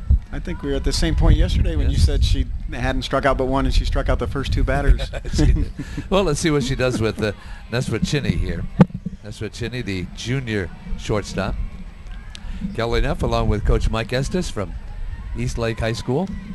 How old is your school? There's so many schools that pop up every year in Florida that, you know, some have only been around a year or two. Yeah, they've been there since 1990, I think it is. You know, some states, like I came from Iowa, they keep consolidating because there's fewer and fewer people. Here, people move in. You got, what, 700 and some high schools? Or more? Is there more? Yeah, and there's, and just students at our school, the reason that we're 8A is we're over 2,400 students. Wow. Lots of people down here, folks. There's a strike call. I'm surprised there's so much weight that the whole state doesn't just break off and sail away. There's still that possibility. They keep coming. Well, the Cardinals have 6 outs to do. A little bit of damage of their own. There's the pitch, and that will be strike call. It's 0-2. Missed opportunities, Coach. 1, 2, 3, 4, 5 left on base, all in scoring position. Yeah, that will drive you crazy. The sale of Grecian formula among coaches must be very high. Here's the 0-2 delivery to Neswichenny. Misses that one. I lost a playoff game to Chamberlain one year in the regionals, 5-4, and we left 13 kids on base. No. It's almost impossible to do, but we found a way to do it. In 7 innings, that's almost 2 an inning. Wow. Incredible. Here's the 1-2 pitch, swung on, and where should she go? The umpire hasn't made any kind of indication. Yeah, it looked like it from here. So down on strikes goes Neswichenny. Here she goes again. I say only 1 strikeout. She strikes out the first batter of the inning. Here comes Sydney Wright. Now, if anybody's going to do anything offensively, this is where it's going to start. Sydney Wright's 1 out of 2. And they have her batting in the 3 spot. Nice power spot. She only has the 3rd highest batting average on the team, but I would venture a guess that she's still the best hitter. But one thing that Bogus and Coach Kevin Drake is grateful for, with this wind, there's nobody on base for this young lady. 8 home runs on the year, and she can't do a lot of damage if she gets a hold of one. Here's the pitch, and she fouls that one away. You know, like with Bogus here, as a coach, you're telling her to go right at her, and then there's the other part of you saying, well, this kid hits a home run here. Wright gets a hold of one, hits a home run. Anything can happen at that point because, you know, Bishop Snyder's, you don't know what their morale's like in the dugout. And this kid comes up with a home run or even just a big hit here. Changes that. 1 gone, bottom of the 6th. Bogus with the pitch. Changeup will hit that outside corner. You know, talk about this upper third of the lineup for Bishop Snyder. They're all going to play Division I softball, all 3 of them. 2 of them are only juniors in high school right now, but they've already made their commitments. There's one grounded. Oh, nice stab by Estes. A little family trait there, huh? Always be able to throw the leather out there. Got to throw the leather. Grounds out to the first baseman. Here comes Shelby Wood. We're talking about the only senior in that top third is Natasha Kistler, and she's made a commitment to stay right here and go to UCF. And when it's time, Neswichenny will join her at UCF. And of course, Sydney Wright, a lot has been talking about how she's going to Arkansas. Yeah, that's pretty impressive. Yeah, top 3, and 2 of them have already committed as juniors. Here's Shelby Wood. That is going to be a strike. Well, at least they're not going to Alabama. Everybody saw what happened today. There are a lot of boos going on around here. They thumb their noses at Alabama. Crimson Tide won no friends here today. Here's the pitch. Swung on a miss. Yeah, Coach Murphy there has done a great job of being able to get kids to come to that school. Have you sent a lot of kids to college ball? My pitcher from last year is a freshman at Florida this year, Alyssa Bates. She played. I have a player at USF, Sydney Donnelly. I had 2 players go to Florida A&M. Oh, wow. Another player is a freshman and getting a lot of playing time at UAB, Haley Davis. Okay. And another player who went to Rollins. Ah. And another pitcher that went to Newberry in South Carolina. Wow, that's just over the last few years, huh? That was just last year. That was my graduating class last year. Oh, my goodness. Wow. Yeah, that's one of the reasons that, we're kind of like rebuilding. Well, I'm sure you'll find them. I mean, how many students you have? 2,100? Probably 2,500 actually, yeah. There's a big swung on a miss. So she struck out 2 out of the 3 in that inning. Very masterful performance by Corey Bogus. No runs on no hits, no errors, and nobody left on base. 7th inning time. We'll go to the top of the 7th, the bottom third of the lineup for American Heritage. Sydney Wright has just got to shut him down, 1-2-3, and not let him get any more because it's a 3-0 American Heritage lead. It'll be Estes, Masuko, and Edelman. Kelly Neff along with Mike Estes. You know, we've touched on a lot of subjects today. One of the things, as I was talking about these 3 young ladies making commitments to UCF and Arkansas, the advantage, I would think the advantage making your commitment as a junior is the pressures being relieved off of you. You hit it right on the head. You'd be surprised that kids who they get in between, you know, and they're that junior going into that senior year and they haven't made a commitment, and they really start to feel the pressure. And, you know, this day and age financially, the parents, you know, probably accidentally put some pressure on them about that same thing. Do you see college coaches, even though Kistler and them have made their commitment already, do they still get recruiting visits because they can always change their minds, have coaches try and talk them out of it and that sort of thing? Oh, sure. There's probably some coaches out there, but usually there's like a respect there, and the coaches will leave them alone. You know, if they see that they're verbaled or you know, some of the kids are already signed. Once they sign, then it's really hard to get out of that commitment. But if they've verbaled, which is all the juniors can do at this point, you know, there'll be some schools that may try to lure them with a better deal or something, but it doesn't happen too much. And even with that verbal, that college coach could change their mind. Oh, you mean the other way around? Yeah. Yeah. Okay. I know, coming from Iowa a few years ago, there was a kid from Mason City named Jeff Horner, a basketball player, and he committed to the Iowa Hawkeyes as an 8th grader. Wow. Now, of course, nothing's binding. Here's a bunt and fielded by Hume over to first. In time, they ring her up, and Estes is gone. And here comes Masuko. Of course, nothing. We talk about commitments. It's not until you put your name on the dotted line and sign on national signing. The letter of intent is what's binding, and you can still get out of that. Some schools will allow you, if they change coaches or, you know, something happens. I don't know what else could happen, but they could let you out of that, because you know, if you got a player that wants to leave, why force them to stay? They're not going to be in a good frame of mind. No, that's right. And I actually just had a pitcher from travel ball last year go through that exact situation. The coach left and went to another school, but he felt so bad about the situation that he honored her scholarship that he had already promised at the other school, and they got out of it, and she moved to that school. Here's Stevens pinch hitting, and she will hit that one straight back. Stevens, let's see what her numbers are for the year. She's hitting at .261 with no home runs, 3 runs driven in. Stevens is hitting for Masuko. 3-0 American Heritage in this 3A championship. We will have the award ceremonies. Usually they give, you know, teams like 10 minutes to get over the emotions of winning and losing, and then they give the award ceremonies. One popped up into foul territory. Hume makes that play as well. There's 2 gone in the 7th, and there's Amanda Edelman. Amanda 0 for 2. Especially with the girl athletics, female athletics, they tend to get a little emotional after a game like this, don't they? Yeah, it even win or lose, you know, it's emotional both sides. Here's the pitch. And a swung on a miss. I know, being in Iowa, I used to cover the state basketball tournament, and even if you're just watching it on TV, you can't tell who won and who lost. Everybody's crying. Everybody is. Now, do they still play 6-on-6 there? Nope, they stopped that about late 90s, and everybody plays 5-on-5. But yeah, funny you mention that, because Iowa and Oklahoma were the last 2 states to not have, or to change to it. And they had a transitional period too, where they had 6-on-6 teams and 5-on-5 teams and crowned 2 state champions. Really? Yeah, to let schools get into it. You didn't have to make the change right away. You had your choice.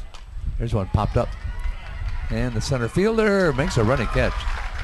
Kistler, they're gonna like her at UCF if she can make plays like that. No runs, no hits, no errors, nobody left on base. Do or die time. We go now to the bottom half of the 7th inning. 5, 6, and 7. Hume, Lombardi, and Knox. As Corey Bogus tries to put the finishing touches. Well, I suppose players at every school are the same. The knot in your stomach, knowing you're only 3 outs away from the trophy and the bragging rights in your school about bringing home the state championship. It gets a little bit nervous time. The beginning of a game and the very end of the game, right? Very true. And one thing you got to do is, and I actually talk about this a lot too at practice, is controlling those emotions and understanding. Play it like any other game at that point. Make the game simple. Don't make anything really hard at this point. Yeah. You got to understand you're working with 14, 15, 16, 17-year-old young ladies, and they have a tendency to let their emotions get away from them at times. Well, Hume is 1 out of 2. Junior third baseman, singled in the 2nd inning. 5 in a row has been retired by Bogus. She has stranded 5 runners in scoring position. It's a pretty good piece of work for that young lady. Yeah, she actually has done a great job of settling down once those runners have been on base, and their focus has changed, and she's thrown a lot of tough pitches. So Delray Beach is about ready to bring home the trophy. Bishop Snyder wants to see if they can get a rally going. They've never, well, they have twice had more than 1 runner on base. They did that in the 5th inning when they left runners in 2nd and 3rd. Here's the pitch to Hume. The umpire would have nothing to do with that framing. And it's 1-0. He said, no. Not this late in the game. He's not gonna. He's gonna try to avoid making the difference in the game. There's one lined off of the third baseman's glove. Mole kind of had an opportunity, but it was hit so hard. At first base with an infield single is Christine Hume. 5th time in 7 innings they've had that leadoff batter on and haven't been able to do anything. Lombardi hit into a double play and was hit by a pitch her last time up. Don't even have to look down to the coach. There's only one thing he's going to tell you to do right now anyway. Put the ball in play. Exactly, and I'm surprised American Heritage is kind of playing bunt defense. There's a pitch. It's going to hit the outside corner. Yeah, when you need 3 runs and you only have 3 outs, you're not going to give one of them away. Yeah. Maybe 1-0, but not 3-0. Lombardi, the next delivery. That one misses way outside. It's 1-1. Yeah, now they've backed up a little bit. Again, you don't want to give them any kind of life here. If you're, American Heritage, you want to keep them right where you have them.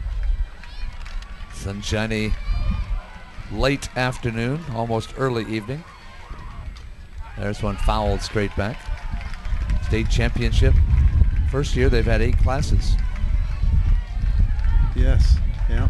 So Chamberlain's your hometown team. You think they're going to win their game? They're going to have a very tough game against Bartow. It should be a very good game. That's coming up at 7 o'clock. Might be a little late. All right, the batter calls time. Now she did a good job. She called timeout, but she stayed in her stance until she heard the umpire call time, because we've talked about that before. The batter can't call timeout. All they can do is ask for it. That's correct, yep. And I'm surprised that the plate umpire actually gave her time, because Bogus already had her hands come together, so I'm surprised he let it happen. Here's the pitch. Grounded towards second. Over to second. She bobbled it at first. Niesman had it, I don't know if it popped out of her glove, but she almost bobbled that ball, but she got the runner at second. Now you're down to your last 2 outs. Yeah, she did a smart thing there of not rushing after the bobble and just made sure she got the 1 out. Halbert, the right fielder who does not hit, and the runner at first base, Lombardi, are the only 2 seniors in the starting lineup. Here's the pitch, and that one is lined to the first baseman, and they caught the runner off first, and an ending to this game, a 3 unassisted double play, and your state champion, the Stallions of American Heritage, 3-0. Boy, you hit the ball on the nose, coach, and that's what you get for it. Wow. Was that American Heritage's 3rd double play of the game? That was their 2nd, and there was one by Bishop Snyder in the first inning. Wow. That was a pretty good ball game, though, huh? Very good game.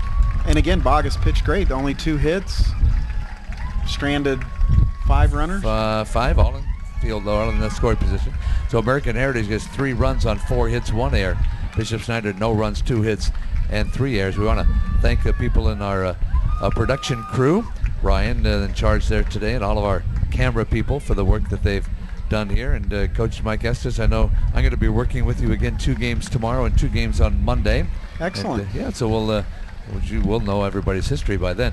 But good work, and thanks for joining us today. Very, very much so enjoyed it. It was great. I appreciate it. Class 3A champion. You'll see their awards being given out here in a few minutes. American Heritage finishes 24-6 and is your repeat champions in Class 3A, beating Bishop Snyder's Cardinals 3-0. Thank you for joining us, and be sure to get those DVDs, as you can order them right here online. And you might want to keep one for posterior's sake, and get yourself an opportunity to watch it for a few more years after this. Buy DVDs by going to FHSAAsports.com and place your order. Again, the final 3-0 American Heritage. For Mike Estes, I'm Kelly Neff.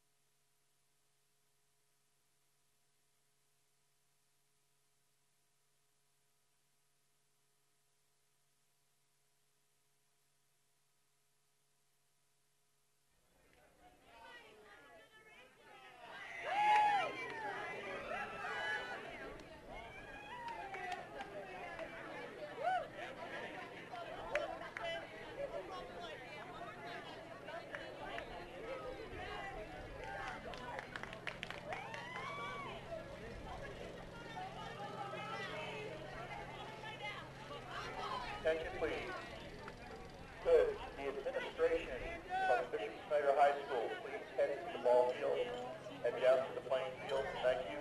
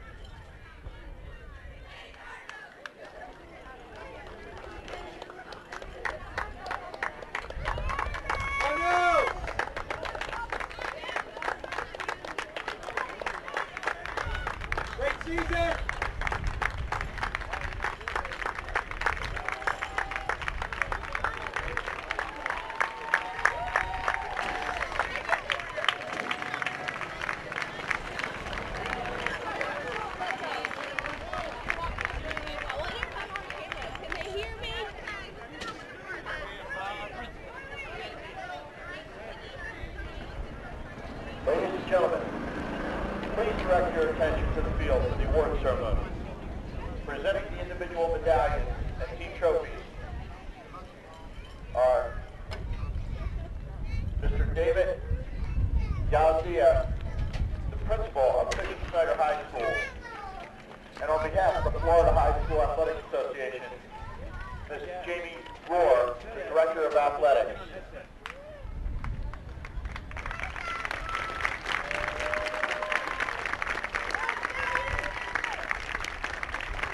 coach, Mike Young. Assistant coach, James Wright. Assistant coach, John Kessler.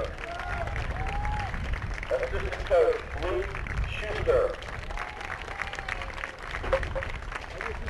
Number 1, Emily Knox.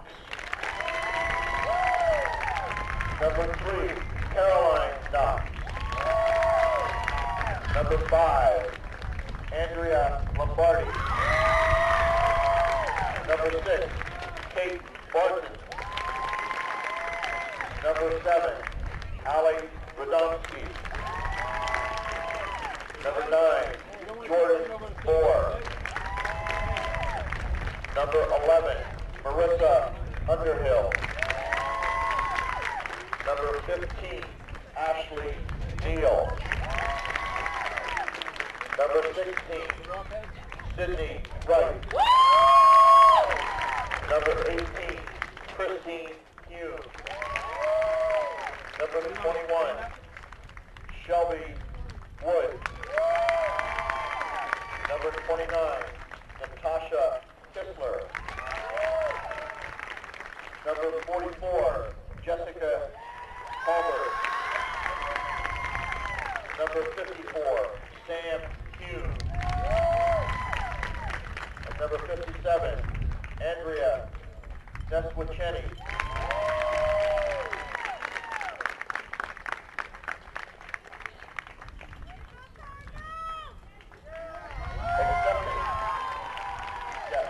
Accepting the runner-up trophies for the Cardinals, our head coach Mike Young and his seniors, number 5, Andrea Lombardi, and number 44, Jessica Palmer.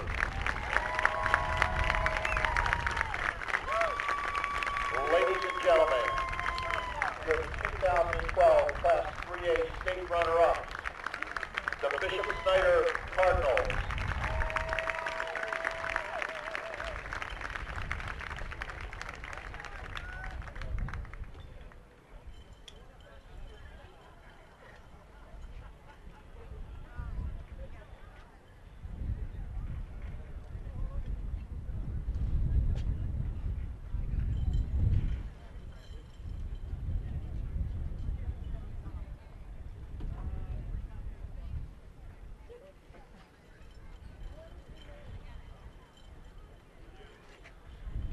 Making the presentation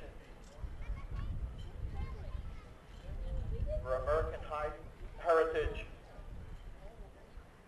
is Bill Laurie, the president, and athletic director Doug Susha. Now the coaches and members of the 2012 Class 3A state championship team. Finished the season with a record of 24 wins and 6 losses, the American Heritage Stallions. Head coach, Kevin Drake. Assistant coach, Mike Householder. Assistant coach, Michelle Devlin. And assistant coach, Al Simpson.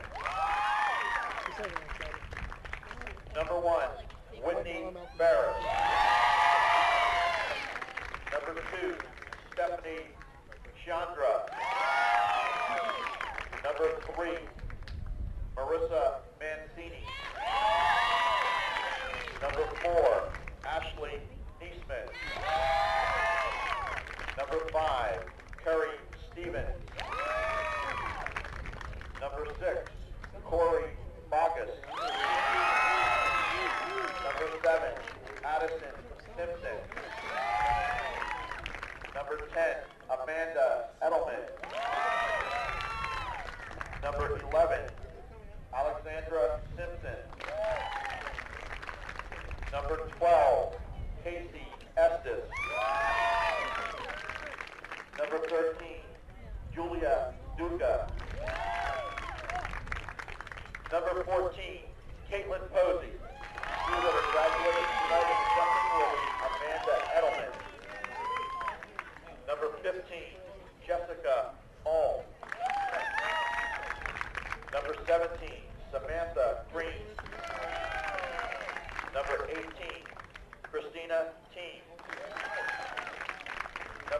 21, Sarah Collier. Number 22, Tony Pancione. Number 24, Ashley Findyson. Number 25, Lauren Masuko. Number 27, Carly Valtry. Haley Findyson. And Maddie Kerr. Accepting the championship trophy for the Stallions are head coach Kevin Drake and his team captain Ashley Burris, Marissa Mancini, and Amanda Edelman.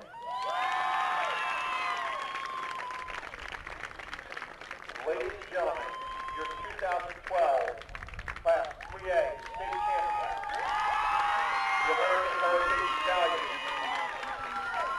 That concludes our award ceremony. On behalf of the National Training Center, the Central Florida Sports Commission, and the Florida High School Athletics Association, thank you for attending.